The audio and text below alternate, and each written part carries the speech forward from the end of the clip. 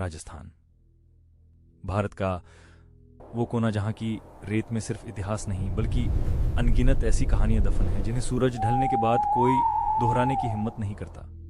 यहाँ के किले जितने ऊंचे हैं यहाँ के राज उतने ही गहरे और अंधेरे हैं। अगर आप भानगढ़ की गलियों में निकलें या कुलधारा के वीरान घरों को देखें तो आपको एहसास होगा कि यहाँ सन्नाटा बोलता है। लोग कहते हैं कि यहाँ जितनी कहानियां देवताओं की हैं उतनी ही कहानियां उन रूहों की भी हैं जो आज भी इंसाफ या इंतकाम की तलाश में भटक रही हैं। राजस्थान एक ऐसी जगह है जहां आस्था और अंधविश्वास के बीच की लकीर बहुत धुंधली हो जाती है। अगर आपको यहाँ भूत प्रेत मिलते हैं तो उनसे छुटकारा पाने का रास्ता भी इसी मिट्टी में छिपा है। मेहंदीपुर बालाजी जैसे सिद्ध स्थान जहां की हवाओं में ही वो शक्ति है जो किसी भी साये को चीर सकती है। लेकिन आज की हमारी कहानी किसी मंदिर की नहीं बल्कि एक ऐसी रॉयल वेडिंग की है जो खुशियों से शुरू हुई लेकिन जिसका अंत एक ऐसे खौफनाक मंजर पर हुआ जिसकी कल्पना भी किसी ने नहीं की थी। इस कहानी का केंद्र है अद्वैत। अद्वैत पिछले 15 सालों से न्यूयॉर्क की भागदौड़ भरी जिंदगी जी रहा था। वो एक सफल सॉफ्टवेयर इंजीनियर था जो डेटा और लॉजिक के अलावा किसी और चीज पर भरोसा नहीं करता था। उसके लिए भूत प्रेत सिर्फ हॉलीवुड की फिल्मों के मसाले थे। न्यूयॉर्क की गगनचुंबी इमारतों के बीच रहने वाले अद्वैत को लगता था कि इंसान ने विज्ञान से हर चीज को जीत लिया है। लेकिन जब उसके बचपन के सबसे प्यारे दोस्त विहान का कॉल आया और उसने अपनी शादी का न्योता दिया तो अद्वैत मना नहीं कर पाया। विहान जोधपुर के एक बहुत ही पुराने और रईस परिवार से ताल्लुक रखता था। उसने अपनी शादी के लिए शहर से दूर रेगिस्तान के बीचों बीच बने एक पुश्तैनी महल को बुक किया था। अद्वैत ने अपनी पैकिंग की, महंगे सूट खरीदे और निकल पड़ा अपनी जड़ों की ओर, ये सोचकर कि ये ट्रिप सिर्फ मस्ती और पुरानी यादों के नाम होगी। जैसे ही अद्वैत ने जोधपुर की धरती पर कदम रखा उसे एक अजीब सी गर्म हवा ने घेरा। एयरपोर्ट पर उसे रिसीव करने के लिए उसके बचपन के वो यार खड़े थे जिनके साथ उसने अपनी पूरी मासूमियत बिताई थी। विहान जो दूल्हा बनने वाला था, करण जो अब लंदन में एक नामी इन्वेस्टर था और समीरा जो इंडिया की टॉप इंटीरियर डिजाइनर्स में से एक थी। इन चारों की दोस्ती स्कूल के दिनों की थी। विहान, करण और अद्वैत ने कॉलेज के बाद विदेश का रुख कर लिया था जबकि समीरा राजस्थान की इसी मिट्टी में रहकर अपना करियर बना रही थी। इन चारों के बीच एक ऐसी बॉन्डिंग थी जो सालों की दूरी के बाद भी कम नहीं हुई थी। चारों एक दूसरे को गले लगाकर अपनी पुरानी शरारतें याद करने लगे। विहान की चमचमाती एसयूवी में बैठकर जब वो महल की तरफ बढ़ रहे थे तो रास्ते के दोनों तरफ फैला अंतहीन रेगिस्तान अद्वैत को डराने लगा था। उसे लग रहा था जैसे वो रोशनी की दुनिया से निकलकर किसी ऐसी जगह जा रहा है जहां नियम बदल जाते हैं। विहान का वो पैलेस किसी सपने जैसा था। ऊंची दीवारें, नक्काशीदार झरोखे और रात के वक्त जलती हुई मशालें उसे एक शाही रूप दे रही थी। वहां का माहौल किसी त्योहार से कम नहीं था। पूरे भारत और विदेशों से मेहमान आए हुए थे। संगीत की गूंज, फूलों की खुशबू और राजस्थानी पकवानों की मिठास ने अद्वैत को मंत्रमुग्ध कर दिया था। अद्वैत ने वहां पहुंचकर एक लंबी सांस ली और सोचा, यह है असली विलास, इतना लग्जरी। पैलेस के अंदर का हर कोना इतिहास की गवाही दे रहा था।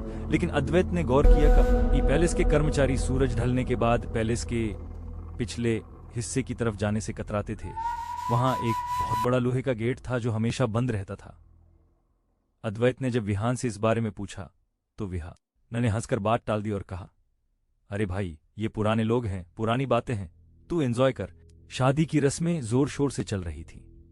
संगीत की रात खत्म होने के बाद मेहमान अपने अपने कमरों में जा चुके थे लेकिन अद्वैत, विहान, करण और समीरा की नींद अभी कोसों दूर थी। वो चारों पैलेस की छत पर बनी एक छोटी सी बारादरी में बैठे थे। सामने रेगिस्तान की चांदनी फैली हुई थी। अचानक समीरा की नजर दूर अंधेरे में खड़े उस ढांचे पर पड़ी जो पैलेस की रोशनी से काफी दूर था। वो एक जला हुआ खंडहर था जिसकी काली पड़ चुकी दीवारें रात के अंधेरे में किसी कंकाल जैसी लग रही थी। समीरा ने अचानक बहुत गंभीर होकर कहा, तुम लोग जानते हो, ये वही स्कूल है जहां हमारे दादा परदादा के जमाने में पढ़ाई होती थी। लेकिन आज इसे कोई स्कूल नहीं कहता, आज इसे सब मौत का पिंजरा कहते हैं। अद्वैत ने अपनी ड्रिंक का घूंट लेते हुए पूछा, मौत का पिंजरा? समीरा, तुम भी इन पुरानी दकियानूसी बातों में फंस गई? समीरा ने उसकी आंखों में आंखें डालकर कहा, अद्वैत, ये कोई कहानी नहीं है। 30 साल पहले एक काली रात को इस स्कूल में आग लग गई थी। कहते हैं शॉर्ट सर्किट था, लेकिन कुछ लोग कहते हैं कि वो किसी की साजिश थी। उस वक्त स्कूल के अंदर सिर्फ एक टीचर मौजूद थी, मीरा माँ। वो बच्चों के लिए कुछ एक्स्ट्रा काम कर रही थी। आग इतनी भयानक थी कि स्कूल के दरवाजे अंदर से जाम हो गए। मीरा माँ ने बाहर निकलने के लिए अपने नाखून दरवाजे पर रगड़ दिए। वो चिल्लाई, वो रोई, लेकिन कोई उन्हें बचाने नहीं आया। पूरा गांव तमाशा देखता रहा और देखते ही देखते वो स्कूल एक श्मशान बन गए। तब से आज तक उस खंडहर से किसी के रोने और दरवाजा पीटने की आवाजें आती हैं। समीरा ने आगे बताया कि आज भी उस इलाके के लोग सूरज ढलने के बाद वहां की हवाओं में जलने की गंध महसूस करते हैं। कुछ साल पहले एक चरवाहा गलती से अपनी भेड़ों को ढूंढते हुए उस खंडहर के करीब चला गया था। जब वो वापस आया तो उसकी जुबान कट चुकी थी और उसका चेहरा पूरी तरह से झुलसा हुआ था, जबकि वहां आग का कोई निशान नहीं था। उसने इशारों में बताया कि अंदर वो आज भी अटेंडेंस ले रही है। अद्वैत को ये सब सुनकर हंसी आ रही थी, लेकिन विहान और करण के चेहरों पर खौफ साफ दिख रहा था। करण ने बताया कि उसने भी सुना है कि जो भी उस दरवाजे को बाहर से खोलता है वो अनजाने में मीरा माँ को बाहर आने का न्योता दे देता है। अद्वैत ने टेबल पर हाथ मारते हुए कहा, बकवास, ये सब सिर्फ अनपढ़ लोगों के मन का वहम है।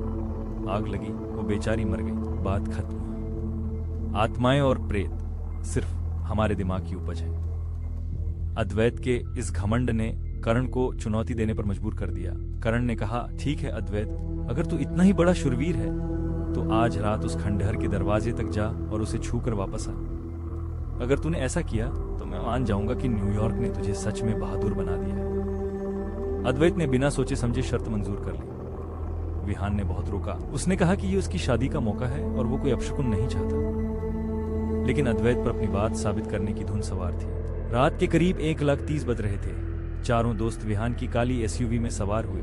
जैसे जैसे वो पैलेस की रोशनी से दूर जा रहे थे, सन्नाटा और गहरा होता जा रहा था। कार की हेडलाइट्स की रोशनी जब रेगिस्तानी धूल पर पड़ती तो ऐसा लगता जैसे हवा में हजारों आत्माएं नाच रही हों। अद्वैत ड्राइविंग कर रहा था। उसके बगल में बैठा विहान बार बार पीछे मुड़कर देख रहा था, जैसे कोई उनका पीछा कर रहा हो। समीरा ने अपने गले में पहनी हुई एक पुरानी ताबीज को कसकर पकड़ रखा था।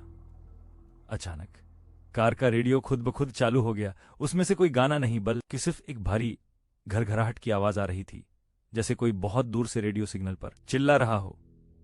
अद्वैत ने उसे बंद कर दिया, लेकिन उसके दिल की धड़कन अब तेज होने लगी थी। कार उस खंडहर से कुछ मीटर की दूरी पर रुकी। हेडलाइट्स की रोशनी सीधे उस जले हुए स्कूल के मुख्य द्वार पर पड़ रही थी। वो नजारा किसी के भी कलेजे को कपा देने के लिए काफी था। स्कूल की इमारत 2 मंजिला थी, लेकिन उसकी छत गिर चुकी थी। खिड़कियों के शीशे टूटे हुए थे और वहां से काले धुएं के दाग साफ दिख रहे थे। सबसे खौफनाक था वो मुख्य दरवाजा। वो भारी लकड़ी का बना था, लेकिन आग की वजह से उसका रंग कोयले जैसा काला पड़ गया था। अद्वैत कार से उतरा। जैसे ही उसके पैर जमीन पर पड़े, उसे महसूस हुआ कि वहां की रेत असामान्य रूप से ठंडी थी। पीछे से विहान चिल्लाया, अद्वैत अभी भी रुक जा, ये मजाक नहीं है। अद्वैत ने पीछे मुड़कर एक फीकी मुस्कान दी और टॉर्च जलाकर खंडहर की तरफ बढ़ गया। हर कदम के साथ अद्वैत को महसूस हो रहा था कि हवा का दबाव बढ़ रहा है। उसके कानों में एक अजीब सा सन्नाटा गूंज रहा था, वही सन्नाटा जो अक्सर तूफान से पहले आता है। जब वो दरवाजे के बिल्कुल करीब पहुंचा तो उसे वही बदबू आई जिसका जिक्र समीरा ने किया था। वो सड़े हुए मांस और जलते हुए कपड़ों की मिली जुली एक ऐसी गंध थी जो सीधे दिमाग पर वार कर रही थी।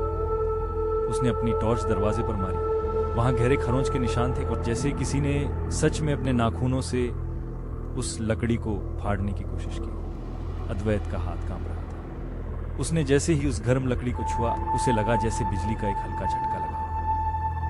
उसने हिम्मत जुटाई और दरवाजे की कुंडी को घुमाया। 30 साल से बंद वो दरवाजा एक भयानक चरमराहट के साथ धीरे से खुल गया। दरवाजा खुलते ही अंदर से एक ठंडी हवा का झोंका बाहर आया, जिसने अद्वैत की टॉर्च को लगभग बुझा ही दिया था। अंदर का नजारा भयानक था। टॉर्च की रोशनी में उसे पुराने क्लासरूम की बेंचें दिखीं जो जलकर कोयला बन चुकी थी। फर्श पर कुछ पुरानी किताबें बिखरी थीं जिनके पन्ने अब भी काले पड़ चुके थे। तभी उसे एक आवाज सुनाई दी। वो कोई भ्रम नहीं था, वो स्पष्ट आवाज थी, एक औरत की भारी और सिसकती हुई आवाज जो बिल्कुल उसके कान के पास से आई थी। सब बैठ जाओ, क्लास शुरू होने वाली है। अद्वैत के रोंगटे खड़े हो गए। उसने बिना अंदर झांके दरवाजे को खुला ही छोड़ा और अपनी पूरी ताकत से कार की तरफ भागा। अद्वैत के पैर जमीन पर नहीं पड़ रहे थे। वो हवा की रफ्तार से दौड़कर कार के अंदर घुसा और बिना कुछ कहे इंजन स्टार्ट कर दिया। उसका चेहरा पसीने से तरबतर था और उसकी आंखें फटी की फटी रह गई थी। विहान और करण ने उसे चिल्लाकर पूछा कि अंदर क्या देखा, क्या हुआ, लेकिन अद्वैत की जुबान जैसे लकवा मार गई थी। उसने बस गियर डाला और कार को पैलेस की तरफ भगा दिया। कार के अंदर का सन्नाटा अब किसी भारी पत्थर की तरह लग रहा था। अचानक कार के पीछे वाले शीशे पर एक थप थप की आवाज आई, जैसे कोई कार की छत पर बैठा हो और अपने पैरों से उसे पीट रहा हो। समीरा ने पीछे मुड़कर देखा, लेकिन वहां सिर्फ धूल और अंधेरा था। अद्वैत ने क्लच पर पैर रखा तो उसे महसूस हुआ कि गाड़ी भारी हो गई है, जैसे पीछे की सीट पर एक नहीं बल्कि 4-5 लोग और बैठ गए हो। जैसे जैसे वो पैलेस के करीब पहुंच रहे थे, कार के अंदर वहीं जलने वाली बदबू फिर से भरने लगी। ये बदबू इतनी तेज थी कि विहान को उबकाई आने लगी। अद्वैत ने साइड मिरर में देखा। उसे एक पल के लिए ऐसा लगा जैसे पीछे वाली सीट पर करण और समीरा के बीच में एक काली आकृति बैठी है। एक ऐसी आकृति जिसके बाल लंबे और उलझे हुए थे और जिसका चेहरा आधा जला हुआ था। लेकिन जैसे ही उसने आंखें झपकाई, वहां कोई नहीं था। पैलेस पहुंचते ही अद्वैत ने कार रोकी और सब पागलों की तरह बाहर निकले। अद्वैत ने पलटकर अपनी कार की तरफ देखा। पीछे वाले दरवाजे पर जलते हुए हाथों के काले निशान उभरे हुए थे। वो चारों बिना किसी से बात किए अपने अपने कमरों की तरफ भाग गए। उस रात पैलेस की ऊंची दीवारों के पीछे कोई भी नहीं सोया। अगली सुबह जोधपुर का सूरज निकला, लेकिन अद्वैत के लिए वो रोशनी भी डरावनी थी। पैलेस में शहनाइयां बज रही थी, मेहमान सज धज कर तैयार हो रहे थे, लेकिन इन चारों दोस्तों के चेहरों पर मौत जैसी खामोशी छाई थी। विहान के माता पिता खुश थे, लेकिन विहान बार बार अपने कमरे के कोने को घूर रहा था, जैसे वहां कोई खड़ा हो। अद्वैत ने खुद को आईने में देखा। उसकी आंखों के नीचे काले घेरे पड़ चुके थे और उसकी गर्दन पर 3 उंगलियों के नीले निशान थे, जैसे किसी ने रात को उसे दबाने की कोशिश की हो। उसे याद आया कि रात को उसे एक सपना आया था। एक औरत उसे क्लासरूम में बुला रही थी और कह रही थी, तुमने मेरा दरवाजा खोला है, अब तुम्हें मेरी सजा भुगतनी होगी। दोपहर का वक्त था, मेहंदी की रस्म शुरू हो चुकी थी। पैलेस के आंगन में औरतों के गानों की गूंज थी, लेकिन समीरा कहीं नजर नहीं आ रही थी। विहान ने अद्वैत को इशारा किया और वो दोनों समीरा के कमरे की तरफ बढ़े। कमरे का दरवाजा आधा खुला था। जैसे ही वो अंदर घुसे, एक बर्फीली ठंडी हवा ने उनका स्वागत किया। कमरे की सारी खिड़कियां बंद थी, फिर भी वहां का तापमान किसी फ्रीजर जैसा था। समीरा अपने बिस्तर पर बैठी थी, लेकिन उसका बैठने का तरीका सामान्य नहीं था। वो अपनी पीठ को पूरी तरह मोड़कर दीवार की तरफ चेहरा किए बैठी थी। उसके बाल पूरी तरह खुले थे और वो धीरे धीरे कुछ बुदबुदा रही थी। अद्वैत ने पास जाकर उसका कंधा छुआ। समीरा, तुम ठीक हो? समीरा अचानक मुड़ी। उसकी आंखें पूरी तरह से काली पड़ चुकी थीं, सफेद हिस्सा गायब था। उसके चेहरे पर जले हुए निशान उभर रहे थे, जो कल रात तक वहां नहीं थे। उसने अद्वैत की तरफ देखकर एक ऐसी आवाज में बात की जो किसी जानवर की घिघियाहट जैसी थी। उसने कहा, वो जल रही है, वो आज भी जल रही है। तुमने उसे बाहर निकाला है, अब वो तुम। शाम ढलते ही पैलेस के गलियारों में रोशनी कम होने लगी। अद्वैत अपने कमरे से बाहर निकला ताकि वो विहान से बात कर सके। उसे महसूस हो रहा था कि कोई उसे हर कोने से देख रहा है। जैसे ही वो लिफ्ट के पास पहुंचा, लिफ्ट का दरवाजा अपने आप खुल गया। अद्वैत हिचकिचाया, लेकिन उसे लगा कि सीढ़ियों से जाना और भी डरावना होगा। जैसे ही लिफ्ट का दरवाजा बंद हुआ, लाइट अचानक से गुल हो गई। अंधेरे में उसे अपने कान के पास किसी की भारी सांसें सुनाई दी। एक ठंडी जली हुई उंगली उसकी गर्दन पर रेंगने लगी। अद्वैत ने अपनी पॉकेट से फोन निकालकर टॉर्च जलाई। टॉर्च की रोशनी में उसने लिफ्ट के कोने में एक औरत को देखा। उसका शरीर आधा जला हुआ था, मांस की परतें लटकी हुई थीं और उसकी आंखें सिर्फ 2 जलते हुए। वो औरत धीरे धीरे अद्वैत की तरफ बढ़ने लगी। अद्वैत ने लिफ्ट के सारे बटन दबाए, लेकिन लिफ्ट जैसे समय और स्थान स्पेस टाइम के बीच में कहीं रुक गई थी। वो औरत मुस्कुराई और उसके मुंह से काला धुआं निकलने लगा। उसने अद्वैत का नाम पुकारा, अद्वैत, तुमने मेरी क्लास में देरी कर दी। अद्वैत का दम घुटने लगा। लिफ्ट की दीवारें अब गर्म होने लगी थी, जैसे बाहर से किसी ने आग लगा दी हो। अद्वैत चिल्लाया, मुझे माफ कर दो, मुझे बाहर जाने दो। तभी लिफ्ट का दरवाजा झटके से खुला। अद्वैत बाहर गिरा और उसने देखा कि वो पैलेस की छत पर था। वहां कोई नहीं था, बस रेगिस्तान की तेज हवाएं और दूर खड़ा वो काला खंडहर जिसका दरवाजा अब भी खुला था। छत पर खड़े अद्वैत को विहान मिला, जो बुरी तरह रो रहा था। विहान ने एक ऐसा राज खोला जिसने अद्वैत के पैरों तले जमीन खिसका दी। विहान ने बताया कि 30 साल पहले जब उस स्कूल में आग लगी थी तो विहान के ही पूर्वजों ने उस जमीन को हड़पने के लिए वहां आग लगवाई थी। मीरा मां को पता चल गया था, इसलिए उन्हें जिंदा जला दिया गया। विहान के परिवार ने इस सच को सालों तक दबा कर रखा और उस खंडहर को एक तांत्रिक की मदद से कील बाइंड कर दिया था। अद्वैत ने अनजाने में उस कील को तोड़ दिया था। अब मीरा मां का इंतकाम सिर्फ विहान के परिवार तक सीमित नहीं था, बल्कि वो उन सबको खत्म करना चाहती थी जिन्होंने उनकी चीखें अनसुनी की थी। रात के 2 बज रहे थे। समीरा की हालत अब इतनी खराब हो गई थी कि वो इंसानी भाषा भूल चुकी थी। वो दीवारों पर चढ़ने की कोशिश कर रही थी और उसके शरीर से खून के निशान उभर रहे थे। विहान ने कहा, यहाँ कोई डॉक्टर काम नहीं आएगा, हमें इसे अभी इसी वक्त मेहंदीपुर बालाजी ले जाना होगा। राजस्थान में सिर्फ वही एक ऐसी जगह है जहां इस तरह की बलाओं का हिसाब होता है। अद्वैत, जो कल तक विज्ञान की बातें करता था, आज सबसे पहले गाड़ी निकालने के लिए तैयार था। उन्होंने समीरा को पीछे की सीट पर बांधा और निकल पड़े 2 घंटे के उस सफर पर, जो उनके जीवन का सबसे लंबा और डरावना सफर होने वाला था। सफर के दौरान समीरा शांत नहीं थी। वो गाड़ी के शीशों पर सिर पटक रही थी। रास्ते में उन्हें कई बार ऐसा लगा कि सड़क खत्म हो गई है और वो सीधे उस जलते हुए स्कूल की तरफ बढ़ रहे हैं। हेडलाइट्स की रोशनी में उन्हें सड़क पर जलते हुए बच्चे और औरतें दिखाई दे रही थीं, जो हाथ जोड़कर उन्हें रोकने की कोशिश कर रहे थे। अद्वैत ने अपनी आंखें बंद कर ली और सिर्फ विहान के बताए रास्ते पर गाड़ी चलाता रहा। अचानक गाड़ी का टायर फट गया। बाहर सन्नाटा था। अद्वैत टायर बदलने उतरा तो उसने देखा कि टायर फटा नहीं था, बल्कि किसी ने उसे हाथों से फाड़ दिया था। अंधेरे से हजारों आंखें उन्हें घूर रही थी। तभी पास के एक मंदिर से शंख की आवाज गूंजी और वो साए पीछे हट गए। सुबह के 4 बजे वो मेहंदीपुर बालाजी धाम पहुंचे। वहां का माहौल किसी दूसरी दुनिया जैसा था। चारों तरफ जय श्री राम और बालाजी महाराज के जयकारे गूंज रहे थे। जैसे ही समीरा को मंदिर की चौखट पर लाया गया, वो पागलों की तरह तड़पने लगी। उसके अंदर की रूह मंदिर की पवित्रता बर्दाश्त नहीं कर पा रही थी। वहां के पुजारियों ने उसे देखते ही समझ लिया कि मामला बहुत गहरा है। उन्होंने समीरा को प्रेतराज सरकार के दरबार में ले जाने को कहा। अद्वैत ने वहां जो देखा उसने उसके पूरे अस्तित्व को हिला दिया। वहां लोग अपनी मर्जी से नहीं बल्कि किसी अदृश्य शक्ति के इशारे पर झूम रहे थे और अपनी आपबीती सुना रहे थे। समीरा को एक लोहे के खंभे के पास बैठाया गया। पुजारी ने जैसे ही अभिमंत्रित जल उस पर छिड़क, उसके शरीर से धुआं निकलने लगा। वो रूह समीरा के गले से चीखी, मैं इसे नहीं छोड़ूंगी, इन्होंने मुझे जलाया है, मैं इन्हें राख कर दूंगी। पुजारी ने बड़ी शांति से कहा, यह दरबार बालाजी का है, यहां सिर्फ सच का राज चलता है।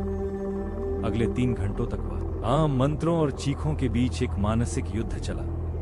अद्वैत और विहान वहां बैठकर सिर्फ प्रार्थना कर रहे थे। अचानक समीरा के मुंह से एक काला चिपचिपा तरल पदार्थ निकला और वो बेहोश होकर गिर गई।